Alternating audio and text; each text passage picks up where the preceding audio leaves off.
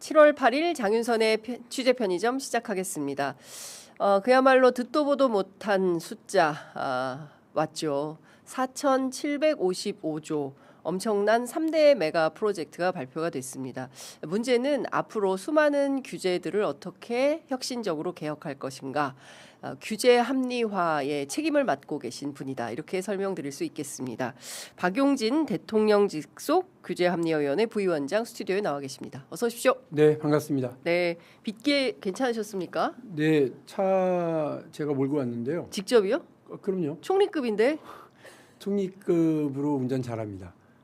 그래서 오는데 이게 저 빗줄기가 세니까 예. 많은 시민들 똑같이 자가 운전하시면 느끼셨을 거예요. 네. 아, 차가 깨끗해지겠구나 하는 생각. 시민들 안전에만 문제 없으면 네. 이게 비 맞으면서 차 몰고 하는 게 나쁘진 않죠. 세차 대신 비로. 아이 세차하고 났는데 비 맞으면 그거 아주 이상하거든요.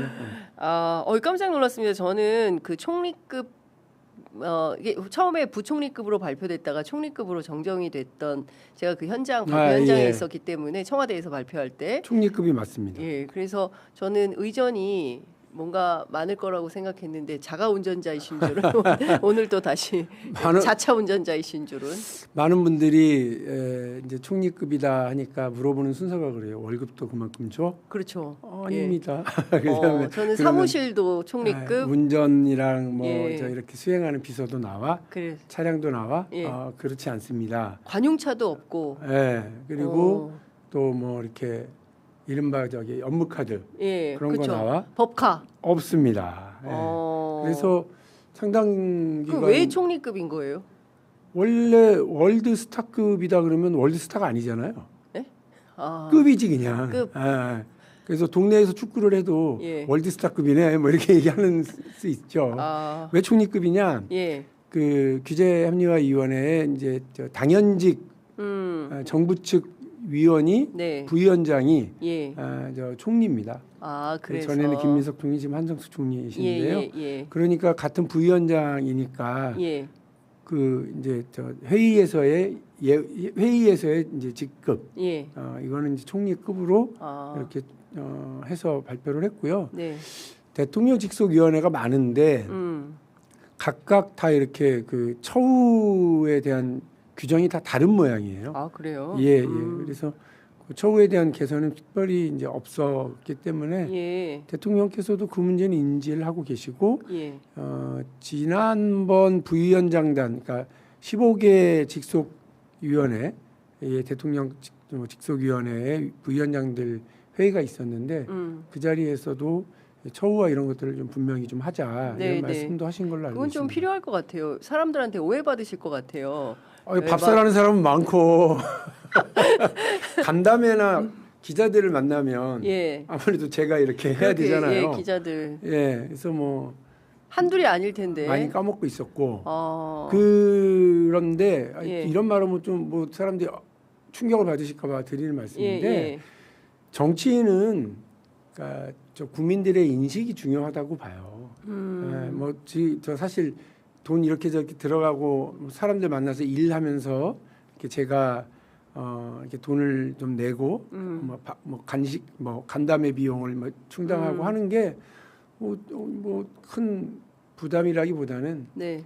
국민들이 맡겨주신 일, 대통령이 이렇게 맡겨주신 일을 하면서 기업 성장과 국민 경제의 어떤 도약대를 만드는 일을 한다고 생각하면 네. 정치인은 그걸 자체로 배가 부르죠. 오늘 보니까 경향신문에 한바닥이나 인터뷰가 전면 인터뷰가 실렸더라고요. 그래서 경향신문 꼭 봐주십시오. 오늘. 예. 그런 걸 보람으로 삼아서 그렇죠. 정치인이 그런 게 보람이고 제가 일을 해서 달라지는 그렇죠. 국민 삶이 달라지는 게 보람이죠. 공적 3 알겠습니다. 벌써 6분이나 그 얘기를 하고 있기 때문에 현안으로 들어가야 될 것 같은데요. 뭐 저희가 불편한 인터뷰니까 불편한 질문 좀 드려봐야 될 것 같아요. 코너 제목이 불편한 인터뷰예요? 네, 원래 정치인들 나오는 건 편한 인터뷰면 안 되잖아요. 불편한 질문 많이 해야 되니까. 언론이 그래요. 취재 편의를 위해서 제가 그냥 왔는데 취재 편의를 잘 안 봐줘. 이병태 부위원장 그 상당히 논란이 컸습니다. 왜냐하면 직전까지도 청와대에서 주말에 이렇게 하면 곤란하다라고까지 했음에도 불구하고 또 계속 언론 접촉을 통해서 본인의 주장을 굽히지 않아서 이제 끝내 사퇴하는 것으로 마무리가 됐는데요. 동료 부위원장이신 거잖아요. 어떻게 보셨습니까? 되게 많은 언론인들의 전화와 취재 요청, 인터뷰 멘트를 요청했는데 한 말씀도 드리지 않았어요. 노코멘트 하는 게 맞고, 그렇죠. 말씀하신 것처럼 같은 부위원장으로 있었고 생각과 결이 다르기 때문에 그것으로 오히려 더 좋은 시너지 효과가 날 수 있겠다고 저도 기대를 했고 대통령도 그런 측면을 기대하셨던 것 같은데 규제합리화위원회가 다뤄야 할 정부의 규제 정책과 관련된 찬반 혹은 토론과 논쟁에서가 아니라 다른 사회적 이슈로 이런 이제 뭐 결과가 나타나서 아쉽고 안타깝습니다. 다른 정치적인 멘트를 더 하기는 제가 그 적절한 위치가 아니기 때문에 그 이병태 전 부위원장님께 기대했었던 요구되었던 그런 역할과 역량을 발휘하지 못하고 이렇게 관두게 돼서 뭐 아쉽다, 안타깝다 이렇게 생각합니다. 유감스럽습니다. 그 이게 통합 차원이었던 거잖아요. 재벌 저격수 박용진 그리고 또 다소 기업 친화적인 이병태 이런 사람들이 함께 모여서 좀 새로운 모델을 만들어보자 규제합리화위원회 뭐 이렇게 출범한 걸로 알고 있는데 이 통합적 관점에서 또 새로운 부위원장이 오셔야 될 거 아니겠습니까? 통합적 관점인지 아니면 그냥 기업의 여러 가지 이슈들에 대해서 규제합리화위원회 어떤 게 좋다고 생각하세요? 어떤 선택이 필요하다고 보십니까, 정부? 저 다양한 결의 보수적인 그리고 친기업적인 인식을 가지신 학자든 현장의 기업인이든 간에 누구든 오실 수 있다고 생각합니다. 근데 저는 그렇게 생각해요.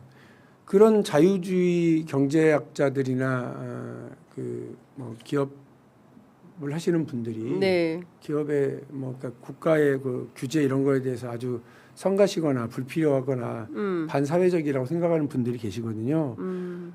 미국을 보세요. 미국이라고 하는 나라가 얼마나 기업에 대해서 규제입니까? 아니 내버려 둬야 되는데 왜 마이크로소프트에 대해서 독점법으로 철퇴를 내리고 그렇죠. 기업 분할하라고 그래버리고 겨우 그야말로 마이크로소프트 죽다 살아났던 경험이 있잖아요. 지금의 구글에 대해서도 그 되게 많은 빅테크들에 대해서 미국의 각 주의 검찰총장들이 모여가지고 저거 다 반독점법으로 제소해야 되고 재판 가야 된다 이래서 트럼프 정부 일기 때 이미 그렇게 시작했었어요. 지금도 지금 논쟁이 진행되고 있는 걸로 알고 있거든요. 미국이란 나라는 독점과 시장에서의 이제 불공정 거래를 좌시치 않습니다. 그런 면에서 기업 규제라고 하는 것이 오히려 더 큰 경제적 이득을 얻게 되고 기업의 성장을 혁신의 성장을 돕는 거라고 하는 건 미국 경제의 예를 봐도 알아요. 그래서 지금 기업에게 자유를이라고 하는 말이 얼마나 기업과 국민 경제 전반에 악영향을 미칠 수 있는 건 미국의 경제 역사 200년을 잘 들여다보시면 알 수 있다고 보고요. 그런 측면에서 저는 뭐 기업의 규제가 곧 뭐 기업을 옥죄는 거다라고만 생각하지는 않는 그런 시장 경제주의자입니다. 네. 제가 예. 얼마든지 어떤 분이 오시든 간에 대화가 가능하고 토론이 가능하고 또 제가 방어해야 될 지점, 네. 지켜내야 될 지점은 반드시 지켜낼 자신이 있습니다. 네. 지금 국민들이 관심 갖고 있는 것은 제가 앞서도 말씀드렸지만 4,755조 이게 끝이 아니라면서 이게 시작이고 플러스 알파다. 그리고 이제 첫 번째 프로젝트가 지금 호남 반도체로 집중이 좀 되는 것 같습니다. 이제 모두 896조가 투자가 된다는 거고요. 그 폐비 사기가 들어선다는 거 아니겠습니까? 그러면 이 새롭게 조성되는 이제 광주 군공항 부지를 정부는 정한 것 같은데 여기 이제 기업들이 들어가서 새로운 도시를 만들어야 되는 상황인 건데 뭐 여기도 풀어줄 건 풀어주고 뭐 여러 가지로 합리화해야 될 것도 있고 또 규제할 건 또 규제해야 되고 여러 가지인데 좀 어떤 판단에서 메가 프로젝트를 좀 지켜보시는지 궁금합니다. 그 메가라고 하는 말이 나타난 것이 잘 생각해 보시면 4월 15일 네. 대통령 주재 규제 합리화 위원회 1차 전체 회의예요. 네. 그때 국조실에서 아주 야심차게 나온 게 그때 다 웃었는데 네. 미국엔 마가가 있습니다. 네. 한국엔 메가가 있죠. 이러면서 시작을 했더니 대통령이 잠깐만요.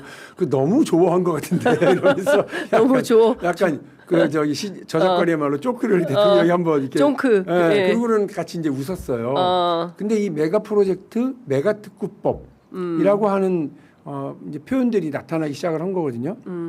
그러면서 자율주행 메가 특구, 로봇 산업의 메가 특구, 바이오 메가 특구, 반도체 AI 메가 특구 이렇게 이제가 구성이 될 겁니다. 근데 이거를 뒷받침하는 메가 특구 특별법이 일단 완비가 되고 통과가 되어야 하는 겁니다. 네. 그래서 여기에는 정말 되게 많은 지원들이 있을 거고요. 네. 금융, 세제, 정부의 행정적 지원 이런 것들이 있을 테고 그리고 이제 규제 측면은 이전에 있었던 규제들이 많아요. 그러니까 그런 규제들이 새로운 시대와 새로운 산업에 안 맞는 규제들이 상당히 많거든요. 네. 제가 쉽게 설명하기 위해서 이 얘기들을 각종 강연 갈 때마다 다 말씀을 드리는데 로봇 산업이라고 그러면 많은 국민들이 산업 현장에서 로봇이 움직이는 걸만 생각을 하시는데요. 그렇지 않아요. 생활 속으로 들어올 겁니다. 그래서 그 요양 보호를 하는 로봇. 그러니까 피지컬 AI 그렇습니다. 말씀하시는 거죠? 지금은 이렇게 대화형 AI만 예, 해서 생성형 AI 이렇게 스피커를 예. 통해 가지고만 이렇게 시키는데. 조력을 받는데 그게 아니라 실제 이렇게 할 거예요. 그래서 강아지 산책하는 로봇. 예. 그리고 그 저 배달 로봇이 있는데 예. 배달 로봇들은 박스형으로 보신 적 있잖아요. 네. 직접 사람처럼 들고 다니기도 할 그러게. 거란 말이에요. 예. 몇 년 안에. 그런데 이런 로봇이 나타났을 때 박스형 배달 차량만 하더라도요. 그 차가 인도를 갈 수 있어요, 없어요. 근데 배달을 하려면 도로로만 갈 수는 있는 게 아니거든요. 그렇죠. 그리고 또 공원에서 배달을 주문했을 때 어떻게 해야 돼요? 사실 오토바이도 공원에 들어가지 못하게 해서 맞아. 사람이 들고 뛰고 예. 막 이러는데 그건 사람의 경우고 예. 로봇이라든지 박스형 같은 경우는 어떻게 하란 말이에요. 그러니까 되게 막 인도와 관련된 법안 한번 찾아보세요. 인도로 자전거도 다니면 안 돼요. 그럼요. 어, 예. 그러면 과태료, 그러니까 벌금이 되게 셉니다. 예. 처벌 수위도 높아요. 예. 오토바이는 물론이고. 그러니까 지금 로봇 특구를 만들면 중요한 건 이런 로봇이 나타났을 때 사람의 반응 그리고 보행자와의 뭐 이런 안전 수칙을 어떻게 만들어야 되는지가 중요한 데이터가 많이 모여져야 되는 게 산업 핵심이거든요. 네. 그래서 안전하고 제한된 그 산업 현장, 공장이 아니라 사람들이 함께 살아가는 대도시 안에 로봇을 투입하여서 얻어지는 데이터가 되게 중요합니다. 그렇게 네. 하기 위해서는 일시 모든 규제와 그동안의 규정을 정지시키거나 폐지를 적용해야 돼요. 그럼 거기서 또 여러 가지 그럼요. 문제가 생기지 않습니까? 그러니까 그렇죠. 그러니까 예. 이런 것들을 다 디테일하게 가상 공간에서도 이렇게 좀 점검해보고 시뮬레이션 하면서 법을 만들고 그 법을 적용시키는 이제 시행령과 규칙으로 이렇게 막 디테일하게 가야 되거든요. 네. 그걸 지금 정부가 준비하고 있을 거예요. 그러니까 이제 그런 면에서 메가 특구법을 예, 그러면 그걸 기반으로 하는 여러 시행령과 제도적 변경을 할 때마다 규제합리화위원회로 그 법들이 넘어오겠죠. 네. 제도 변경이 예, 예. 그럼 그걸 심사하고 풀어줘야 될 텐데 네. 저는 이게 가보지 않은 길, 가보지 않았던 경험, 이런 해보지 못한 경험들을 통해서 신산업을 만드는 과정이기 때문에 예. 규제합리화위원회도 아주 적극적으로 이 부분에 대해서 인식을 전환해서 또 뒷받침을 해줘야 된다고 생각하고 있어요. 네. 그러니까 말씀 주신 대로 지금까지 가보지 않은 그래서 누구는 박정희의 산업화 보다 더 센 게 아마 이재명 대통령의 이번 그 3대 메가 프로젝트가 될 거다. 이제 이런 전망 이야기하고 그 얘기 뭐 제가 몇 년 전부터 하던 얘기고 아마 지난번 인터뷰 때도 그 말씀을 네, 드렸던 예. 것 같아요. 68년 박정희의 경부고속도로가 산업화의 길을 열었고 네. 1998년 예. 김대중의 초고속 인터넷 고속도로가 대한민국의 정보대국의 길을 열었다. 그로부터 또 30년이 흘렀다. 네. 1968년, 1998년 그리고 2026년 예. 이 시점에 이재명 정부는 AI 혁신의 고속도로를 깔고 있다. 엄청난 비용이 경부고속도로에도 초고속 인터넷 고속도로에도 들어갔고 지금도 천문학적인 비용이 들어갈 겁니다. 네. 왜 그걸 하려고 그러는지 이 앞서 두 번의 고속도로를 깔 때 국민들이 이해를 못하시고 반대가 엄청 높았어요. 야당들도 극렬히 반대했고요. 네. 그런데 지금 이재명 정부가 이걸 하려고 그럽니다. 야당 지금도 반대하고 있잖아요. 지금 반대하고 있어요. 약간 말도 안 되는 반대를 너무 많이 하고는 있지만 네.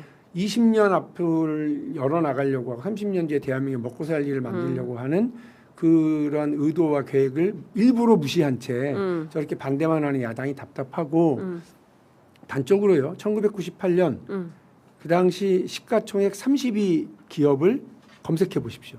그리고 지금 대한민국의 시가총액 30위 기업을 해보십시오. 네. 없었던 기업들이 엄청 들어와 있는데 대부분이 다 말씀드린 것처럼 초고속 인터넷 고속도로 정보화를 기반으로 한 기업들입니다. 네, 말씀 주신 대로 지도자는 무릇 미래를 내다보고 그림을 그리고 설계를 해야 되는데 지금 이재명 대통령, 이재명 정부가 그걸 하고 있다. 야당이 계속 지역 차별 얘기하고 있었잖아요. 네. 특히 이제 호남 반도체와 관련해서 유승민 전 원내대표의 지적 이런 거 좀 페이스북에서 보시면서 어떤 생각 드셨어요? 수준 미달의 비판이고 자칭 경제 잘 아는 예. 정치인으로서 예. 답답하게 이를 데 없는 비판이었다고 생각을 해요. 왜 이거를 지역 차별로 프레임으로 봐요? 그동안 호남이 겪고 있었던 지역 차별에 대해서는 한 말씀이라도 하신 적이 있나? 유승민 의원이 경제적으로 그리고 호남에 대한 저는 이걸 호남을 지원하기 위해서라기보다는 기업이 새로운 입지를 찾으려고 하고 정부의 지원이 확약되면서 여러 가지 조건들이 맞아떨어진 최적의 부지를 찾았다고 보는 거지 호남이니까 한다가 아니에요. 자꾸 그런 식으로 하시면 로봇 메가특구, 자율주행 메가특구 이게 그 황금알을 낳는 새로운 산업의 육성 거점이 될 거거든요. 네. 울산이 자동차 도시가 되고 거제가 선박의 도시가 조선업의 도시가 됐었던 것처럼 그렇게 키울 건데 그러면 영남 뭐 안 할 거예요? 뭐 국힘 그 핵심 지역들은 배제할까요? 그런 게 진짜 지역 차별 아니에요? 근데 왜 자꾸 이렇게 벌써부터 그래서 이게 1단계, 2단계, 3단계가 있고 그리고 메가 프로젝트라고 얘기해서 지금 그렇지만 제가 메가 특구와 관련돼서 발표했던 것만 해도 5개가 발표가 됐거든요. 그렇게 하겠다고 하는 건데 왜 벌써부터 저렇게 해서 국민들 여론을 갈기갈기 찢어놓고 저러시는지 모르겠어요. 저는 뭐 장동혁 같은 의원들이야 아무 말이나 하시는 분들이라고 이제 저희들이 보니까 유승민 경제 정도를 좀 아시는 분이 저렇게 얘기하니까 약간 의아스럽습니다. 공정이라는 키워드를 또 넣었거든요. 공정하지 못하다. 이재명 정부가 공정하게 하고 있지 못하다. 이런 거예요? 그저 대통령이 재벌 총수들하고 시장 가서 떡볶이 먹는데 병풍 세워놓고 폭탄주 돌리는 자리에나 오게 하고 하던 거 생각해 보세요. 그때는 무슨 입번 끝이라도 하셨었나 모르겠네. 답답한 소리들을 하시고 계십니다. 그러니까요. 예. 적어도 우린 폭탄주는 안 먹이잖아요. 떡볶이 먹자고도 안 하고. 한동훈 의원은 차라리 떡볶이 먹어라 이런 주장을. 그 자기 수준인 거지. 그게 네. 딱 그런 수준인 거다. 그렇죠. 이게 그러니까 좀 답답한 겁니다. 그러니까 네. 제가 일부러 이해하시라고 박정희 대통령까지 넣었고 김대중 대통령도 넣고 그랬다고요. 그 적어도 경부고속도로 깐다고 할 때 왜 네. 경부냐, 경목, 경광 뭐 이렇게 얘기 안 했다고요. 예. 그러니까 좀 그 수준이 뭐 답답합니다. 60년 전 네. 수준도 안 되는. 그러니까요. 예. 근데 참 국민들 입장에서는 갈급한 것이 지금 당장은 비전 잘 모르겠지만 이후의 미래를 위해서는 투자를 해야 된다. 뭐 이런 생각들을 하고 있는데 이제 야당에서 계속 이런 주장을 하니까 좀 여쭤봤고요. 사실 많은 국민들께서 궁금해하시는 게 뭐냐면 어쨌든 생성형 AI에서 피지컬 AI로 가게 되면 일자리가 많이 없어지게 되지 않을까? 우리는 무슨 일을 할까? 노동의 미래는 어떻게 되는 거야? 이런 거에 대해서 조금 불안해하시는 분들이 있어요. 혹시 그 부분도 좀 고민이 많으시죠? 평소에. 규제합리화위원회의 일이라고 뭐 하긴 이건 어렵지만 아닙니다만 네, 뭐 정치인으로서. 경제를 좀 아는 정치인 예, 박용진 입장에서 박용진 입장에서는 심각한 문제라고 봅니다. 모든 미래학자와 경제학자 그리고 AI 관련 뭐 관련 기업에서 일하는 분들이 이게 일단 일자리가 지금 우리가 알고 있는 일자리가 줄어드는 건 너무 당연할 수밖에 없다라는 거였어요. 마차의 시대에 네. 마부들 연합은 자동차 등장을 엄청 두려워했어요. 네. 이거 경쟁이 안 된다고 그러니까, 생각하고 예. 자기 마차 산업이 사라질 수밖에 없고 자기는 일자리가 없다고 생각합니다. 근데 사회 전체적으로 보면 자동차를 운전하던 사람은 생겨났어요. 그리고 자동차를 만드는 공장으로 엄청나게 많은 일자리가 또 생겨났었던 겁니다. 네. 새로운 산업이 새로운 일자리를 만드는 건 맞습니다.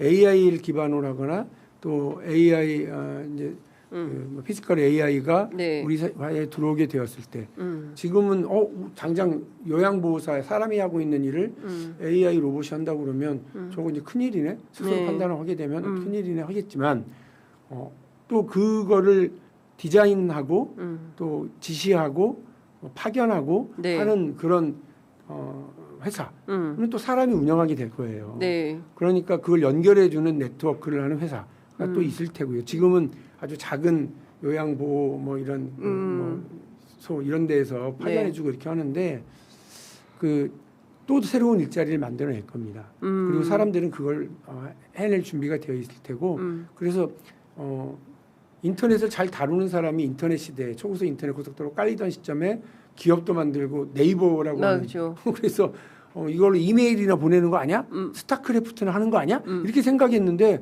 거기에서 물건을 팔기 시작하고 거기에서 새로운 사람들의 만남을 창출하고 그걸로 돈을 버는 이런 모델들이 만들어진다고 생각도 못했잖아요. 네. 근데 그렇게 할 거예요. 새롭게. 예. 예. 그러니까요. 지금 사실 저희 취재 편의점만 하더라도 예전 같으면 상상하기 어려운. 돈 많이 버시죠? 아니요. 그렇진 않고요. 네. 저희 요새 많이 힘들어요. 이게 이제 많이 도와주세요. 유튜브를 통해서 이렇게 새로운 그렇죠. 네. 언로가 만들어지고 그렇죠. 대한 언론을 할 수 있다는 거는 그럼요. 이거는 무슨 돈을 벌고 안 벌고의 차이가 아니라 예전 같으면 엄청난- 장윤선 기자 개인의 역량을 한 회사가 그냥 사고 그거를 그냥 이렇게 기사를 통해서 본인의 역량을 예. 끝났을 텐데 지금은 작은 중소기업 같은 피제 편의점이라고 하는 팀이 만들어지고 네. 거기서 여러 역량 있는 분들이 역할을 통해서 국민 여론이 또 더 형성되고 그렇죠. 하잖아요. 예. 되게 중요한 공간들이 그렇습니다. 만들어지는 거예요. 뭐 저희가 좀 얘기하자면 그 비상계엄 때 저희들처럼 이렇게 작지만 강한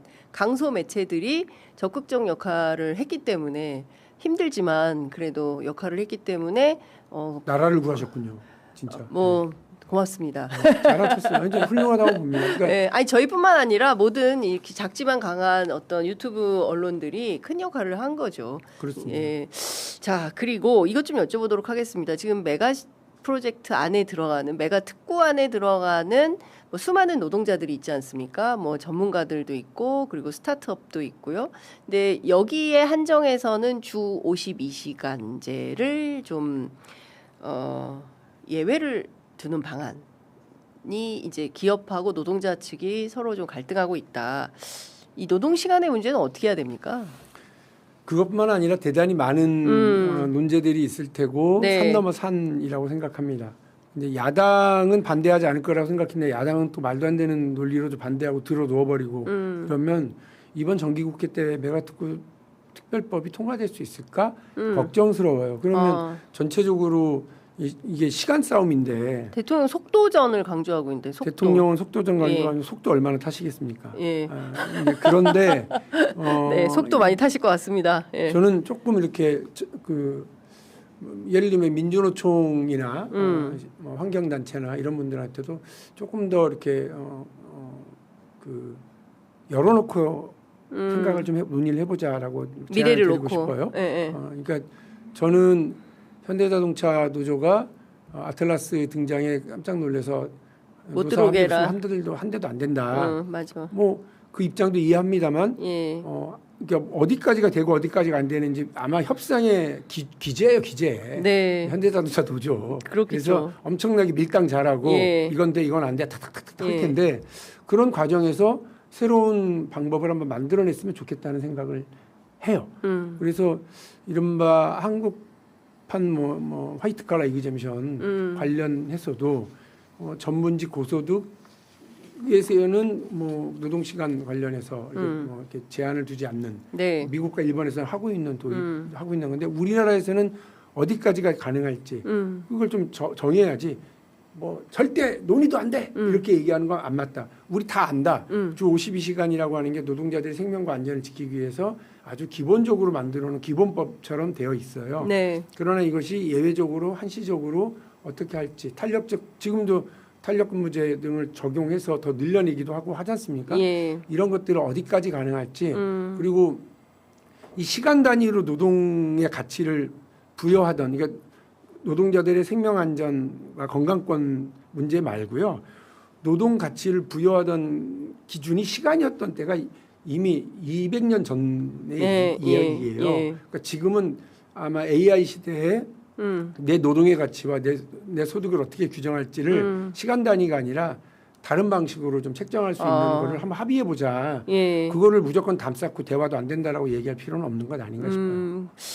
그러니까 뭔가 새로운 가치가 오는 것 같아요. 그러니까 우리가 그동안 알고 있고 이거는 돼 안 돼 했던 어떤 기준과 틀 이런 게 좀 허물어지고 새로운 기준과 틀 이런 게 생기지 않을까라는 생각이 들더라고요. 왜냐하면 어제 제가 만난 그 동시통역 대학원을 만난 분을 이제 기자분께서 얘기를 해주셨는데 예를 들어서 평소에 한 50만 원 받던 걸 요새 5만 원을 받는다는 거예요. 왜? 나머지 다 AI가 하니까 당신의 노동이 필요가 없어. 뭐 이런 상황이라는 거죠. 그러니까 주로 이제 전문직 그리고 그동안 고소득이라고 알려져 있던 그런 직업군들에서 이를테면 변호사, 뭐 동시통역사, 뭐 이런 쪽이 전부 회계사, 뭐 이런 데가 전부 AI를 이용하기 때문에 이렇게 영화도 노임이 이렇게 달라져. 영화도 지금은 뭐 한 10분짜리 이렇게 단편 아주 짧은 영화를 한 AI 스스로 생성해낼 수 있더라고요. 네, 예. 근데 이거 뭐 2시간짜리 영화를 그쵸. 만드는데